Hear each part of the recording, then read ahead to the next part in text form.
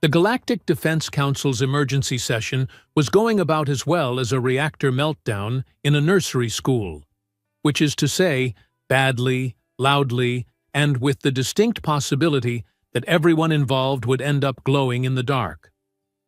Commander Yala stood at the central podium of the massive council chamber, her crystalline skin refracting the harsh emergency lighting into prismatic patterns across the curved walls. The space station's rotation provided artificial gravity, but it couldn't provide artificial calm. And right now, calm was in shorter supply than antimatter fuel in a blockade. The hegemony has taken 6 more systems in the past month, Yala announced, her voice cutting through the multilingual chatter of panic that filled the chamber. Their advance is accelerating. Our conventional military academies simply cannot produce qualified personnel fast enough to counter their expansion.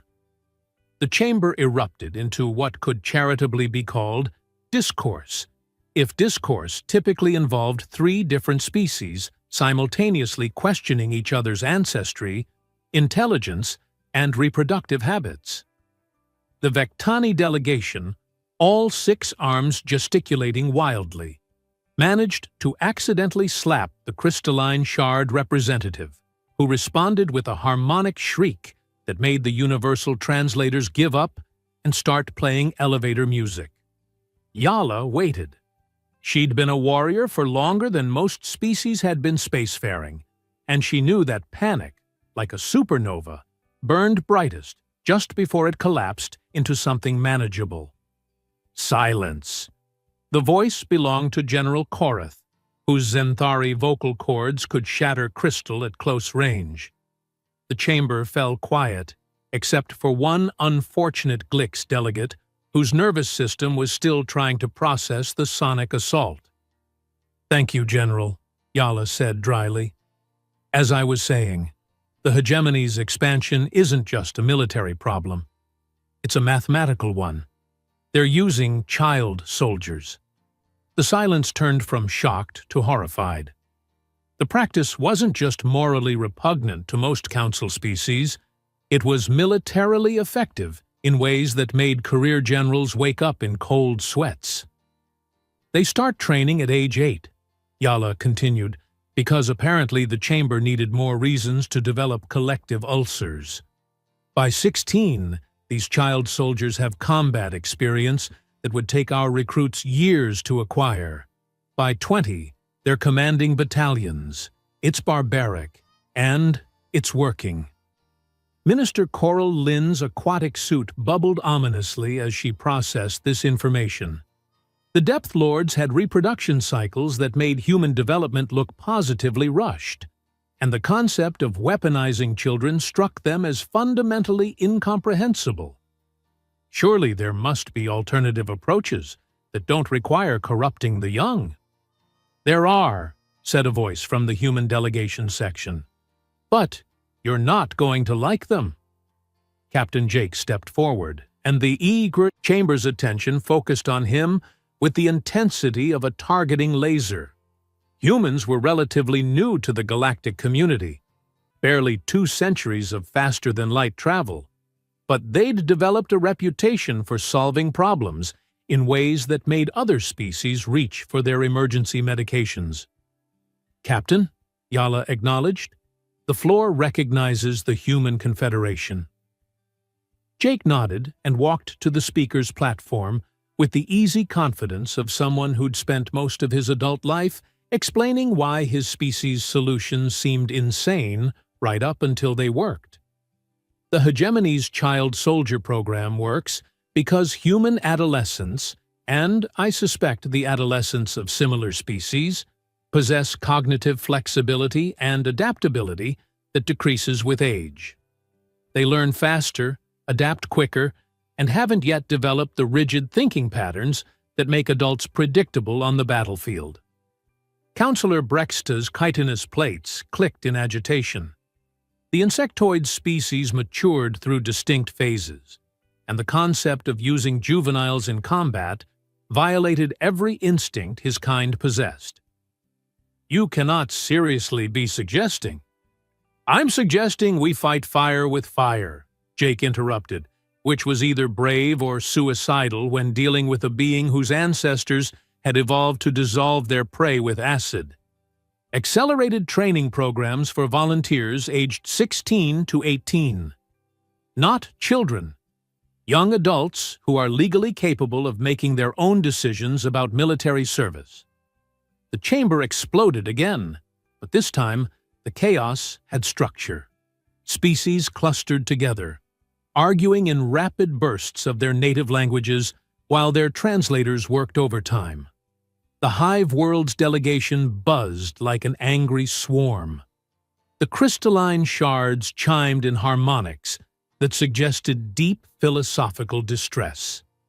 The Depth Lord's tanks bubbled with what could have been laughter or the sound of impending cardiac events.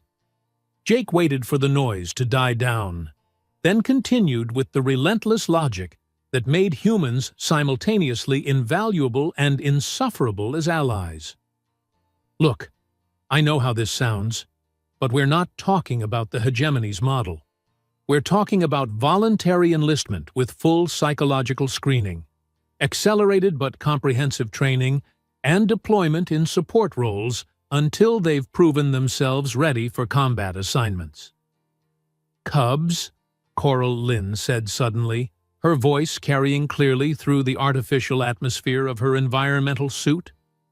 You want to train cubs for war? The word hit the chamber like a physical blow.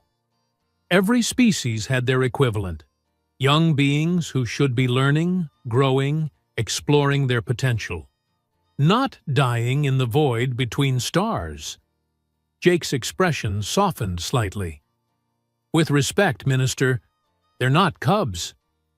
Human 16-year-olds have been making adult decisions, including military service, for millennia. We're not talking about babies with plasma rifles.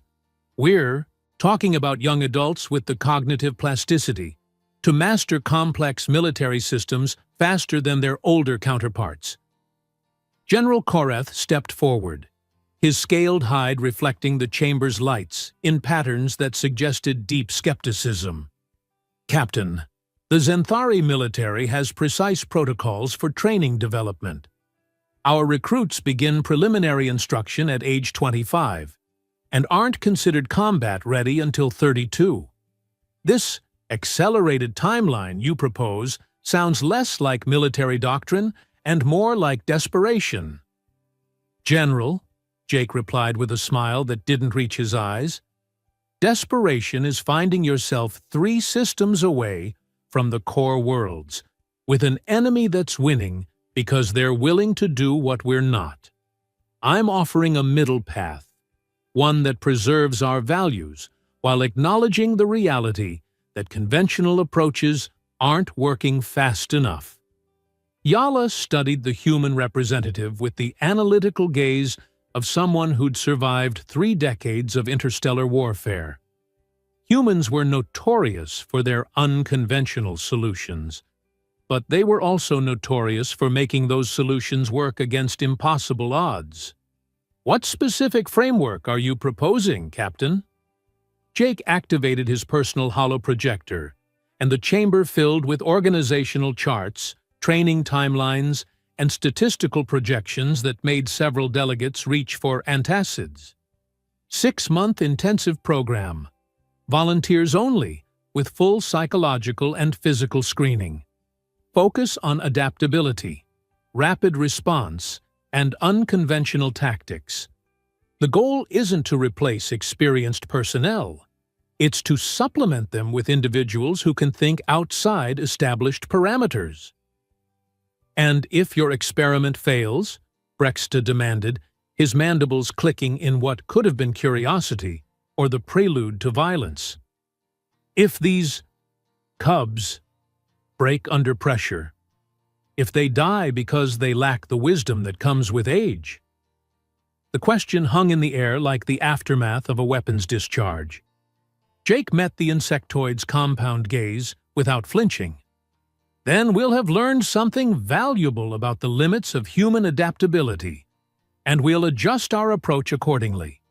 But if we don't try something different, we're going to lose this war through attrition."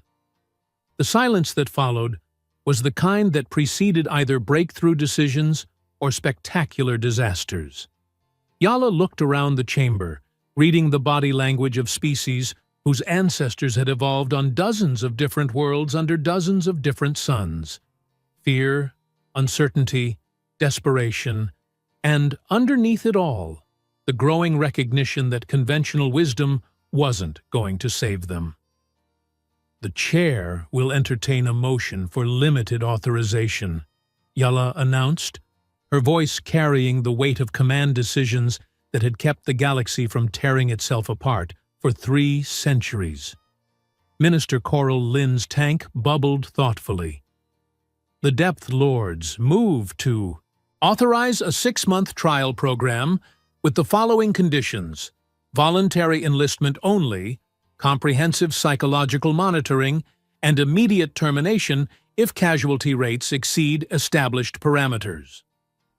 "The Hive Worlds second the motion," Brexta added, his chitinous plates shifting in what might have been resignation or acceptance. "But we insist on independent oversight. General Korath will observe and report directly to this council." Korath's scaled hide rippled in what could have been surprise or honor. "I accept the assignment, though I must note my reservations about the entire enterprise."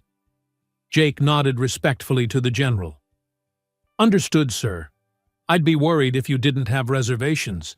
That means you'll be watching for the problems I might miss."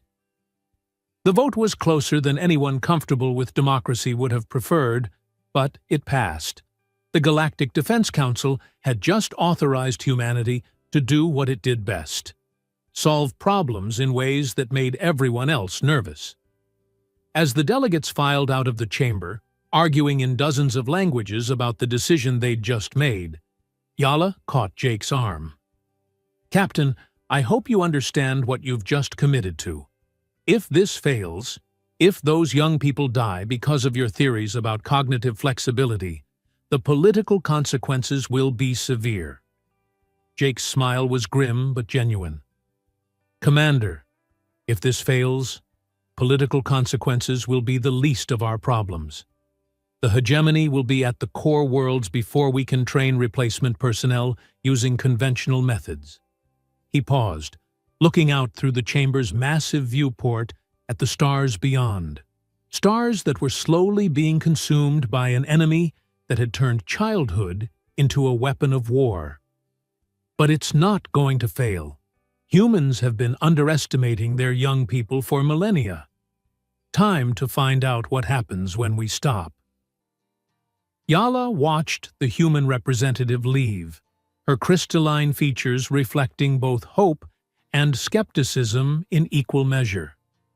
In 6 months, they would either have a new tool in their arsenal against the hegemony, or they would have learned a very expensive lesson about the limits of desperation. Either way, the galaxy was about to find out what happened when humanity's youngest adults went to war. Camp Resolution looked like what would happen if a military architect had a nervous breakdown while designing a summer camp, then tried to fix it with explosives and good intentions.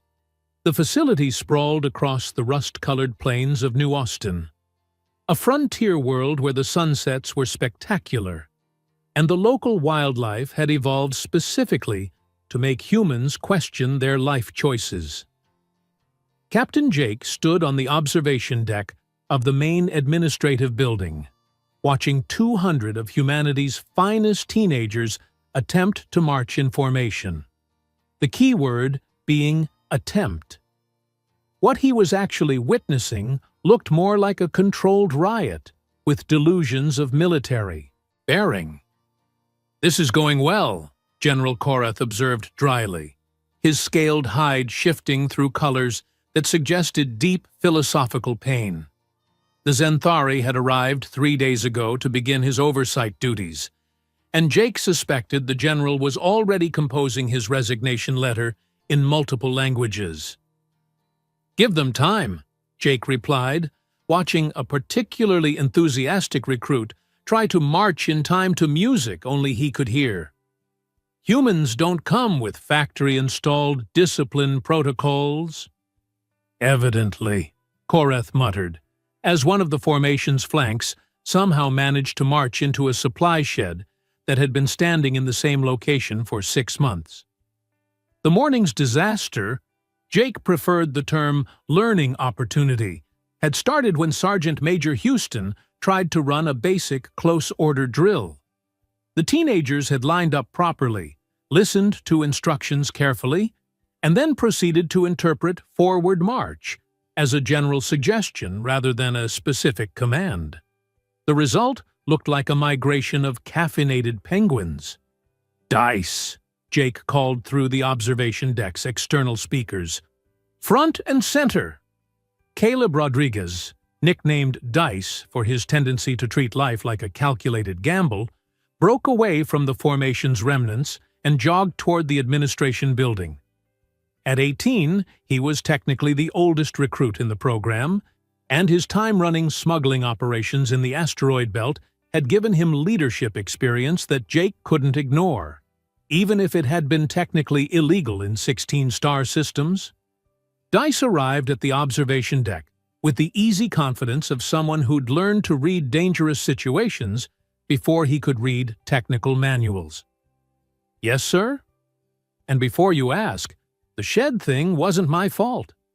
Penny was trying to keep time by stomping, and everyone started following her rhythm instead of Houston's count. Jake sighed. Penny Blackstone was 16 years old, the daughter of 2 decorated Marines who died defending a colony world from hegemony raids, and she had the kind of righteous anger that could power a small space station. She was also completely incapable of doing anything quietly. "Where is Penny now?" Jake asked, though he suspected he already knew the answer. "Arguing with the armorer about why the training rifles don't have enough stopping power to take down a charging hegemony assault trooper," Dice replied, with the tone of someone who'd been fielding similar complaints all morning. "I tried to explain that they're designed for target practice, not actual combat, but she's got very specific opinions about firepower." General Koreth's hide shifted to a color that suggested impending migraine. "Captain, in Zenthari military doctrine, recruits spend their first 3 months learning to follow basic instructions before they're allowed near anything more dangerous than cafeteria utensils." "General, with respect, we don't have 3 months," Jake T. replied. "The hegemony isn't going to pause their expansion while we teach teenagers to march in straight lines." Through the observation deck's windows, they could see Dmitry Kowalski, the 17-year-old engineering prodigy whose home colony had been glassed by hegemony orbital bombardment, attempting to improve the obstacle course by adding electromagnetic field generators he'd jury-rigged from maintenance equipment. The result was impressive in the way that barely controlled disasters were always impressive. "At least someone's being productive," Jake observed, as Dimitri's modifications launched a training dummy approximately 30 meters into the air. Even if his definition of improvement needs work. Asha Okafor chose that moment to buzz the observation deck in a training fighter that she'd somehow acquired despite not having flight authorization, clearance from air traffic control, or permission from anyone who might theoretically be responsible for preventing 16-year-olds from stealing military aircraft. Koreth's hide cycled through several colors that didn't have names in any language Jake spoke. "Captain, is there any aspect of this program that doesn't violate standard military protocol?" "The meals are served at regulation times," Jake replied, watching Asha execute a victory roll that would have been impressive if it hadn't been completely unauthorized. "And the latrines are properly maintained." "Comforting," Koreth muttered. The truth was, Jake had spent the first 3 weeks trying to run the program according to standard military doctrine, and it had been an unmitigated disaster. Traditional basic training was designed to break down civilian mindset and rebuild it according to military specifications. But these kids weren't typical civilians. They were volunteers who'd already made adult decisions about risking their lives for something larger than themselves. Trying to break them down had simply made them more creative in their resistance. "Dice, gather everyone for an emergency formation," Jake ordered. "We're changing the training paradigm." "Sir?" Dice's expression suggested he was calculating odds on whether this announcement would make things better or worse. Given the morning's events, Jake couldn't blame him for being pessimistic. "You'll see. Just get them assembled." 20 minutes later, 200 teenagers stood in something that could charitably be called formation if formation was allowed to include creative interpretations of personal space, and at least 3 individuals who were quietly working on technical projects while standing at attention. "Ladies and gentlemen," Jake began, his voice carrying clearly across the assembly area, "this morning's exercise has taught us something important. Traditional military training doesn't work for any of you." A ripple of uncertain laughter ran through the formation. Sergeant Major Houston looked like he was contemplating early retirement, possibly to a nice quiet monastery where the novices didn't argue with basic instructions. "So we're going to try something different," Jake continued. "Instead of teaching you to follow orders without question, we're going to teach you to accomplish missions using whatever methods work. Instead of drilling you in standard tactics, we're going to present you with problems and see what solutions you develop." General Korath stepped forward, his diplomatic training warring with his obvious desire to retreat to his quarters and drink something strong enough to dissolve hull plating. "Captain, this approach seems unconventional." "General, conventional approaches got us into this war," Jake replied. "Conventional tactics are losing us star systems. If we wanted conventional results, we'd be running conventional training programs."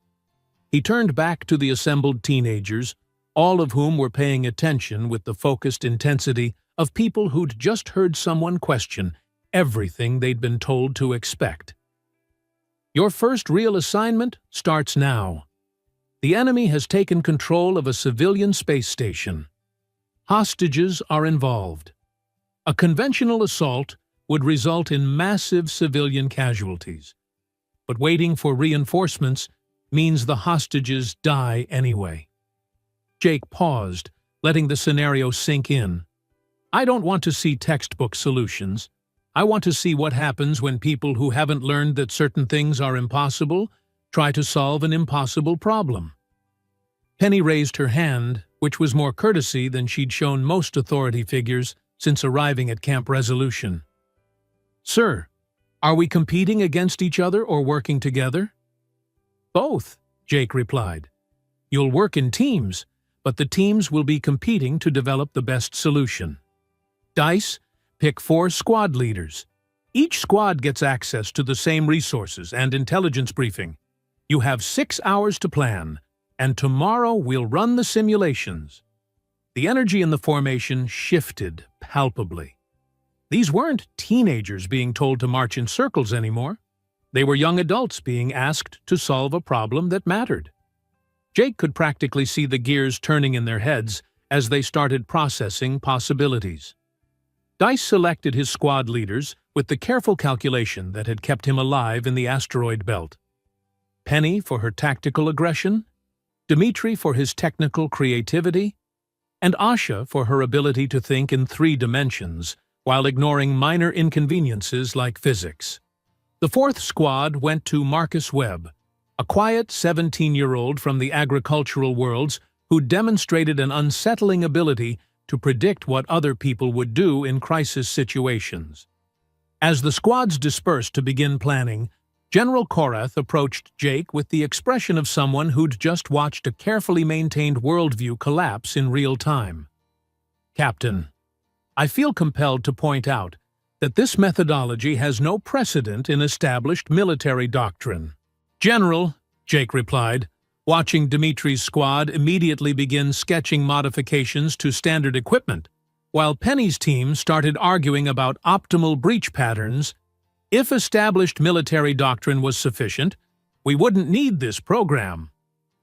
The first day of actual problem-solving training proceeded with the kind of chaos that would have given traditional drill sergeants cardiac episodes. Dimitri's squad somehow convinced the base fabrication unit to produce what they claimed were enhanced boarding tools, but looked suspiciously like weapons of mass construction.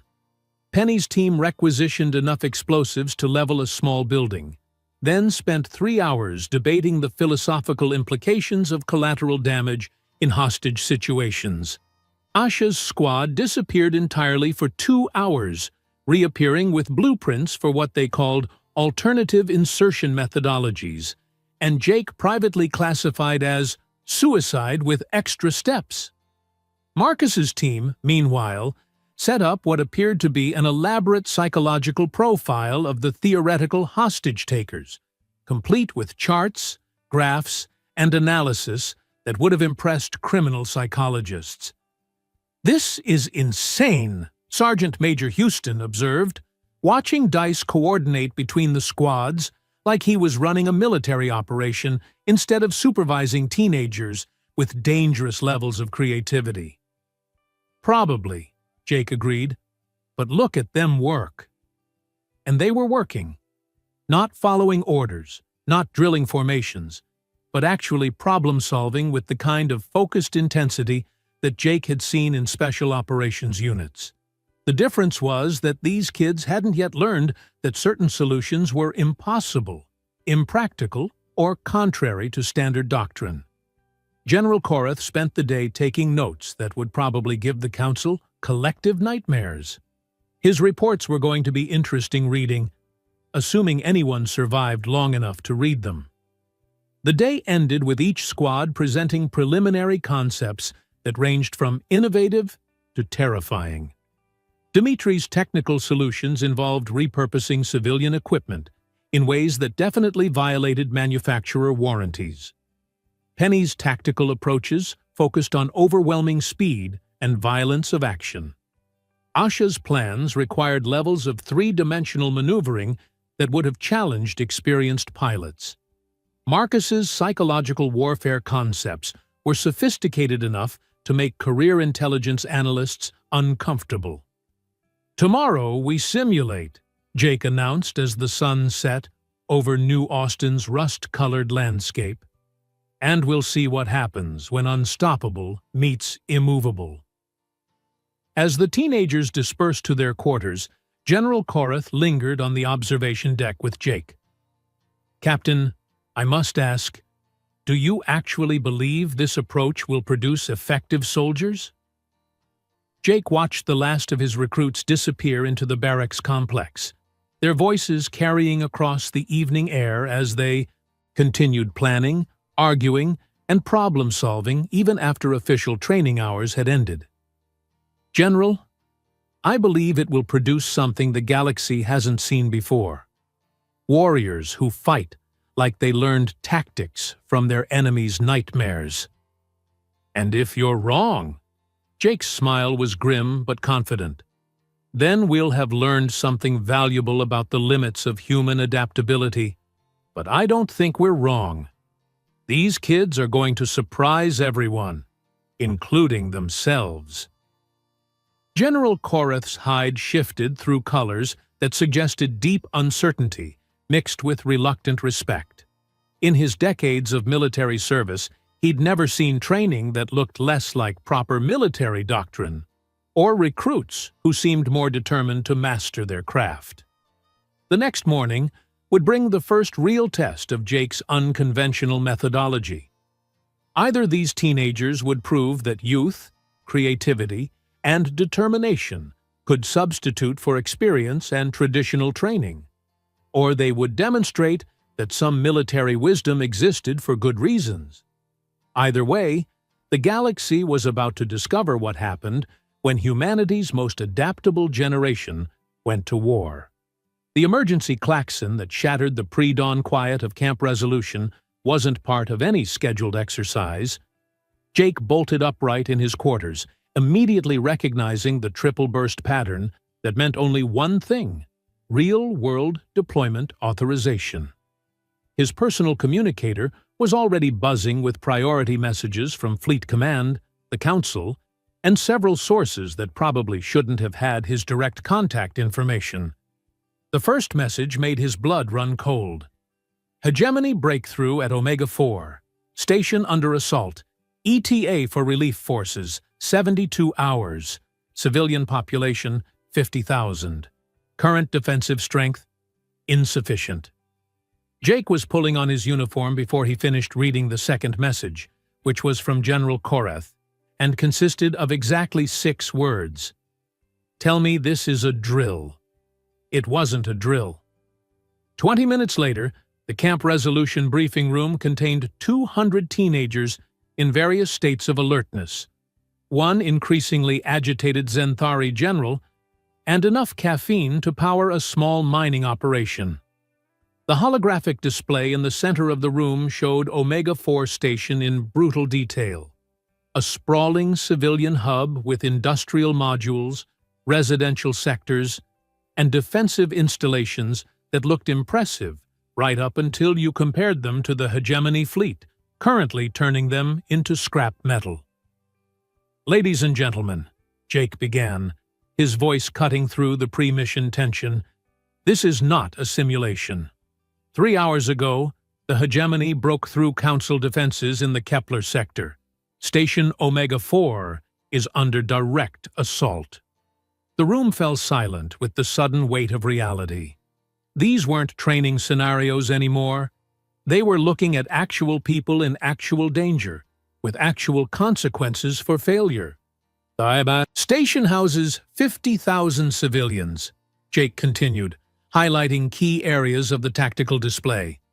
The Hegemony force consists of 3 battle cruisers, escort vessels, and assault transports carrying their elite Crimson Guard units.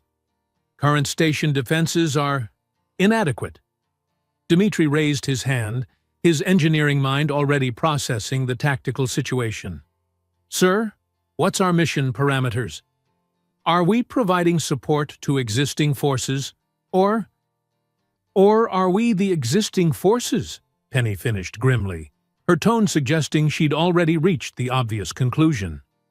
Jake nodded. Fleet Command has authorized immediate deployment of available assets. The nearest regular forces are 3 days out. We're what's available. General Korath stood so abruptly that his chair scraped against the floor with a sound like fingernails on hull plating. Captain, this is unprecedented. These recruits have been in training for less than 6 weeks. They haven't completed basic certification, advanced tactical courses, or psychological evaluation for combat readiness. General, Jake replied with the patience of someone who'd already had this argument with himself at 0300 hours. In 3 days, there won't be a station left to defend. The Hegemony doesn't pause their operations for our training schedules. The tactical display updated with new intelligence, showing the systematic destruction of the station's outer defensive perimeter. Asha whistled low, studying the enemy formation with the eye of someone who'd learned to fly in traffic patterns that would horrify safety inspectors. Those Hegemony pilots know what they're doing. Classic pincer movement, overlapping fields of fire, backup formations ready to exploit any gaps we create. Which is why, Jake said, manipulating the display to highlight the station's internal structure. We're not going to engage them in conventional fleet combat. We're going aboard the station. The silence that followed was the kind that preceded either brilliant insights or spectacular disasters. Marcus studied the display with the focused intensity that had made him unnaturally good at predicting enemy behavior. Sir, are we talking about boarding action against Crimson Guard units? That's exactly what we're talking about, Jake confirmed. The Crimson Guard has never been defeated in direct combat. Their powered armor, weapons, and tactics are specifically designed to overwhelm conventional defensive positions. Dice leaned back in his chair, his expression calculating odds with the kind of mathematical precision that had kept him alive in situations where smart money would have bet against survival. So we don't fight them conventionally. Exactly, Jake replied. The hegemony's entire tactical doctrine assumes they're facing adult soldiers with standard training, equipment, and mindset. They're not prepared for opponents who haven't learned that certain things are impossible. General Koreth's hide cycled, through colors that suggested he was experiencing something between admiration and existential horror. Captain, you're proposing to deploy untrained personnel against the galaxy's most elite military unit. General, I'm proposing to deploy the most adaptable, creative, and unpredictable force humanity has ever fielded against an enemy that's never faced anything like them, Jake corrected. The Crimson Guard's perfection is also their weakness. They're optimized for specific types of opposition. The briefing continued with the kind of detailed planning that would have been impossible 6 weeks earlier.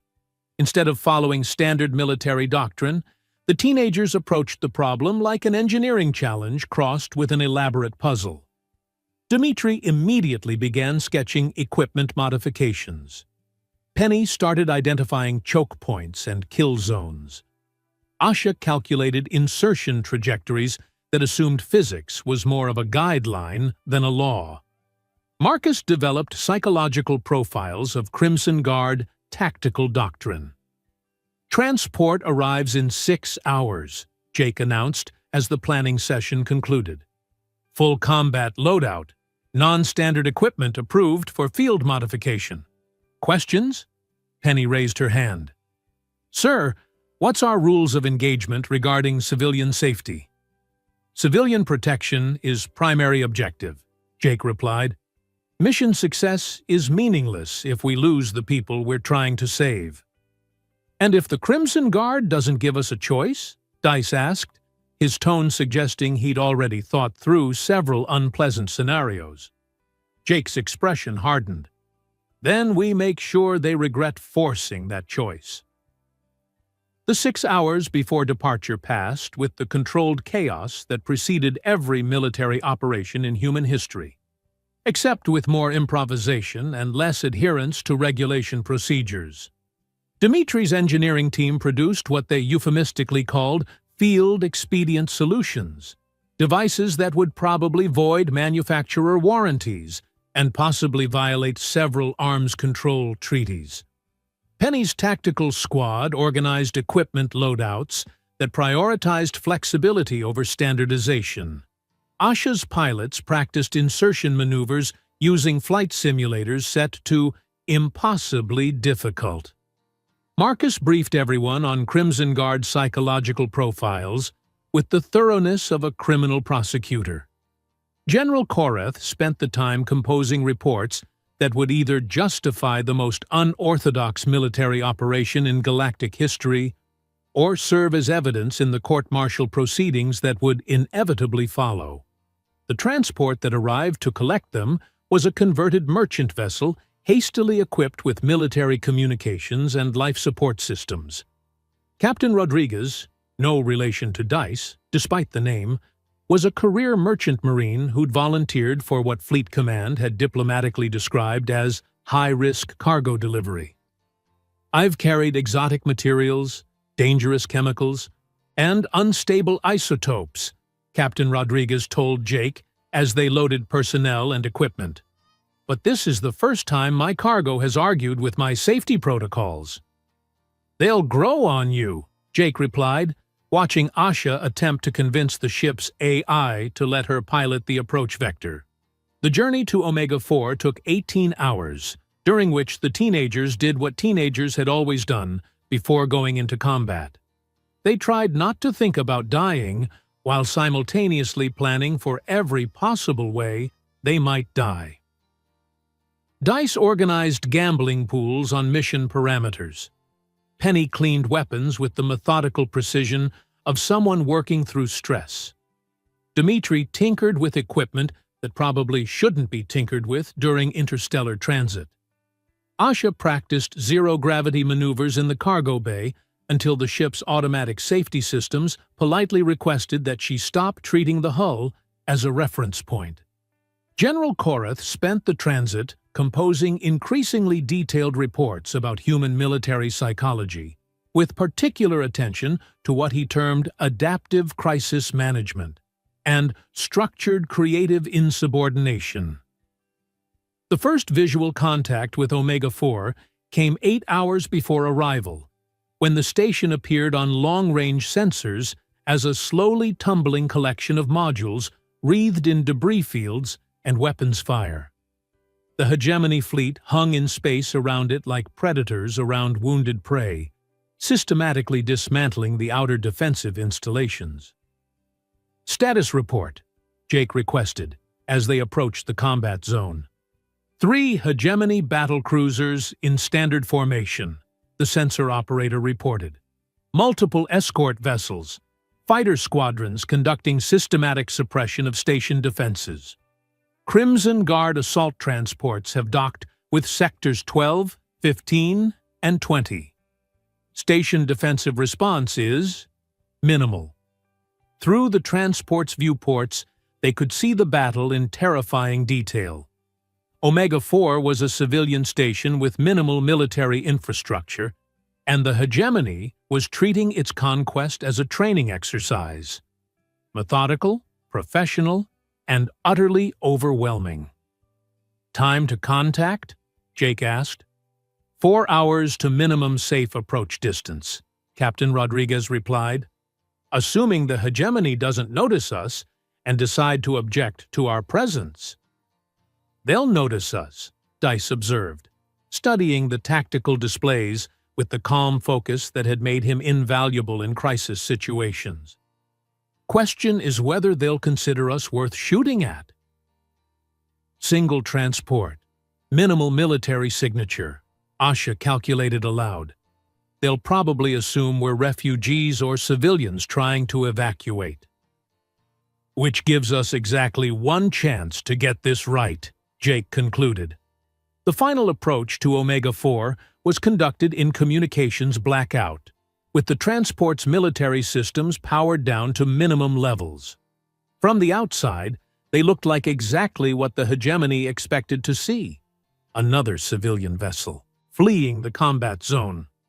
Right up until they didn't. The insertion began when Captain Rodriguez brought them close enough to the station's docking complex to launch personal craft. Asha and her pilots had spent the transit modifying civilian shuttles for what they optimistically called aggressive docking procedures. The reality looked more like controlled crashing with delusions of precision. "Remember," Jake broadcast on the team frequency as they prepared for deployment, "the Crimson Guard has never been beaten because no one has ever fought them like this. They're expecting conventional tactics, standard equipment, and predictable responses." "So we give them chaos," Penny replied, her voice carrying the kind of grim satisfaction that had made her parents proud and her instructors nervous. "Controlled chaos," Dmitri corrected, making final adjustments to equipment that definitely hadn't existed in any manual 6 weeks ago. "The best kind," Dice agreed. General Korath, who had insisted on accompanying the mission despite Jake's objections, checked his own equipment with the resigned professionalism of someone who'd realized that military doctrine was about to be redefined in real time. "Captain, for the record, this approach has no precedent in established tactical literature." Jake smiled as the deployment alarm sounded. "General, after today, we're going to be the precedent." The last thing they saw through the transport's viewports before docking with Omega-4 was the hegemony fleet, confident in their superiority and systematic in their destruction of anything that dared oppose them. They had no idea what was coming. Station Omega's central hub resembled what would happen if an architectural nightmare collided with a military disaster. then decided to invite explosions to the party.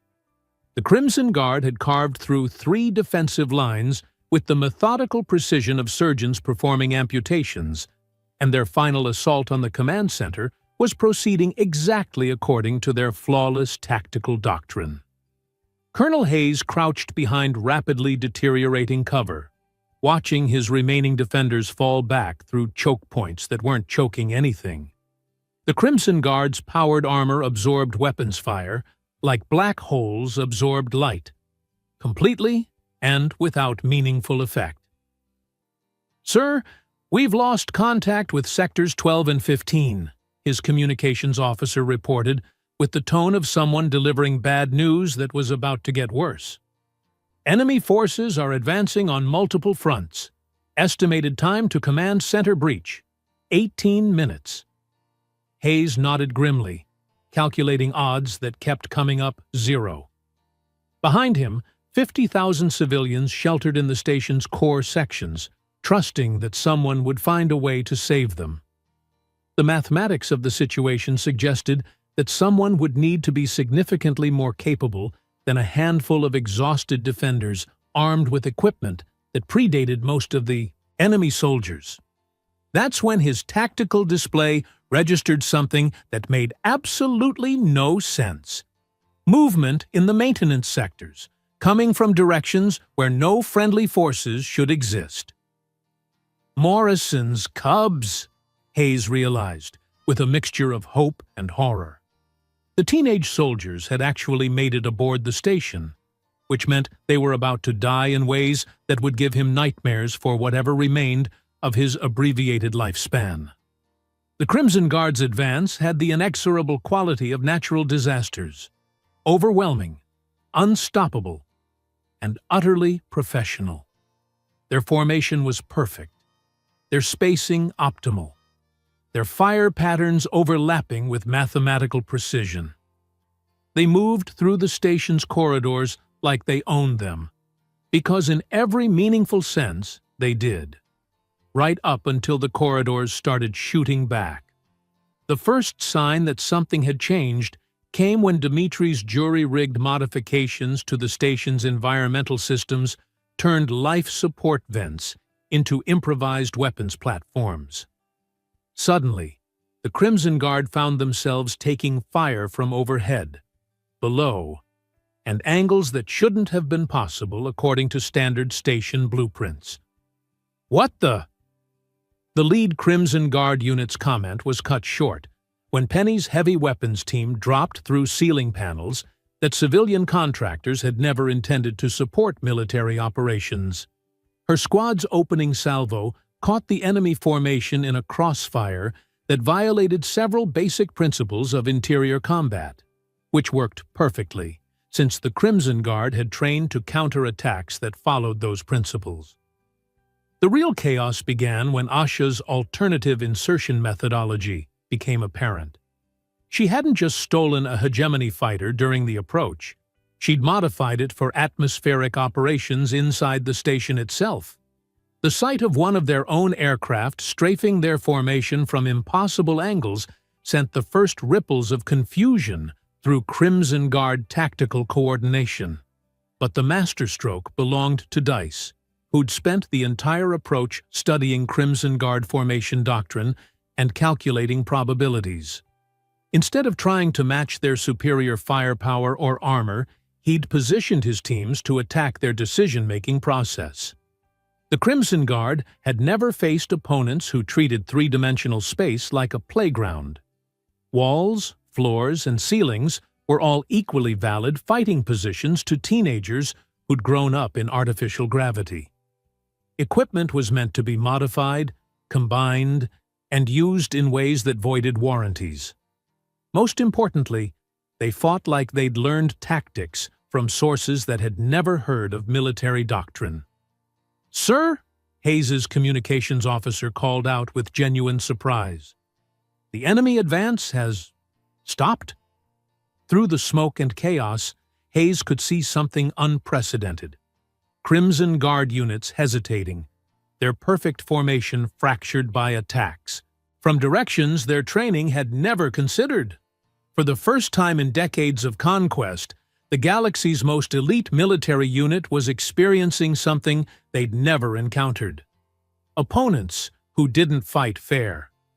Penny's team leapfrogged through maintenance corridors that connected in ways the station's original designers had never intended. Dimitri's modifications turned everyday systems into weapons of mass confusion. Asha's fighter provided fire support from angles that defied both physics and common sense. Marcus coordinated it all with the psychological insight that had made enemy behavior predictable to him, even when that enemy was supposedly unpredictable. The Crimson Guard line, unbroken for decades of interstellar warfare, began to crack under pressure it had never been designed to handle. "They're falling back," Hayes whispered, hardly believing his own sensors. The retreat wasn't chaotic or panicked. The Crimson Guard were too professional for that. But it was a retreat, the first in their military history, conducted by soldiers who'd finally encountered something their perfection couldn't overcome. Improvisation, backed by determination and armed with creativity. As the last Crimson Guard units withdrew to their assault transports, Colonel Hayes found himself face to face with Jake and his impossible teenagers. They looked exactly like what they were. Young people who'd just fought their first real battle. Except for their eyes, which held the calm confidence of warriors who discovered they could accomplish the impossible. "Status report?" Jake requested with the casual tone of someone discussing weather patterns. "Station secure, casualties minimal, civilian population safe," Hayes replied, still processing what he'd witnessed. "How did you—" "Turns out the best way to fight an enemy that doesn't play fair is with soldiers who never learned the rules in the first place," Dice answered, checking his equipment with the methodical care of someone who'd just proven a very expensive point. Within hours, news of the Crimson Guard's first defeat rippled across the galaxy with the speed of hyperspace communications and the impact of supernovas. Hegemony forces that had been advancing with unstoppable momentum suddenly found reasons to pause, reconsider, and request reinforcements. Back on the Council station, Commander Yala received General Koreth's after-action report with the expression of someone whose entire worldview had just been reconstructed using parts that shouldn't fit together. The report's conclusion was brief. Recommend immediate expansion of human cub training program. Also recommend substantial increase in medical coverage for oversight personnel. The motion for program expansion is before the Council, Yala announced to the assembled delegates, who were still trying to process intelligence reports that defied conventional military analysis. The vote was unanimous. Jake stood once again before the galactic representatives, but this time his smile wasn't grim. It was the satisfied expression of someone who'd just watched impossible become inevitable. Humanity appreciates the Council's confidence in our methods. "Captain," Councillor Brexta asked with genuine curiosity, "how do you plan to scale this training approach across multiple worlds?" Jake's grin widened. "Carefully, Councillor. Very carefully. After all, the galaxy has a lot of rules that need creative interpretation." As delegates filed out to begin implementing humanity's unconventional solution to an impossible problem, Yala caught Jake's attention one final time. "Captain, your cubs have changed the nature of warfare itself." "Commander," Jake replied, watching through the chamber's viewports as human transports began arriving with new volunteers, teenagers ready to prove that youth, determination, and creative insubordination could reshape the galaxy. "They're just getting started, dark than they are." In the wreckage-filled space where the collective had made their final stand, Captain Holly sat in her command chair and sipped coffee that could strip paint, watching cleanup crews catalog the debris. "Well," she said to no one in particular, "that was educational." Every night, Kishara admitted. I keep wondering what it says about me that I find you all strangely reassuring to have around. Ghost's grin was sharp enough to cut steel. It says you're learning, rookie. Welcome to the food chain. Songs created a soundtrack that no military strategist in the galaxy had ever planned for. And somewhere in the vastness of space, Annie Garrett was already explaining to her new computer friends about this really cool thing called the Internet, that they were definitely going to love. Burn in the cold light of distant stars. Around her, the combined fleets of the galactic community maintained perfect formation, not because they'd been forced to submit, but because they'd learned to respect the species that had saved them all. She still wore Thexakai's bones, though now they served more as a reminder than a warning. The galaxy had new apex predators, and they wore the uniforms of the species everyone had once called primitive primates. The dress code, incidentally, had been permanently revised about the strength found in diversity. They were hope made manifest in fur and fang and unshakable conviction. He'd left cubs in human care. They'd returned leading a legion of hope, all going to fight whether we want to or not. The really bad news is, our enemy doesn't believe in surrender, negotiation, or leaving survivors. Ambassador Kroon's gill slits were fluttering so rapidly they were generating small atmospheric disturbances. And the good news? Kat's smile widened, and for the first time since this whole diplomatic nightmare began, it looked genuinely warm instead of terrifying. The good news, Ambassador, is that they're about to learn why you should never underestimate a species that considers asymmetric warfare and impossible odds to be recreational activities. She gathered her materials and headed toward the exit. Briefing starts in 1 hour. Conference Room Alpha. Bring coffee. It's going to be a long war. The chamber remained silent until the massive doors sealed behind her, and then every delegate began talking at once. Outside, walking toward what was definitely not going to be her last difficult conversation of the day, Commander Kat Wolf allowed herself a small, satisfied smile. Humans were officially part of the galactic community now. Time to show the universe what that really meant.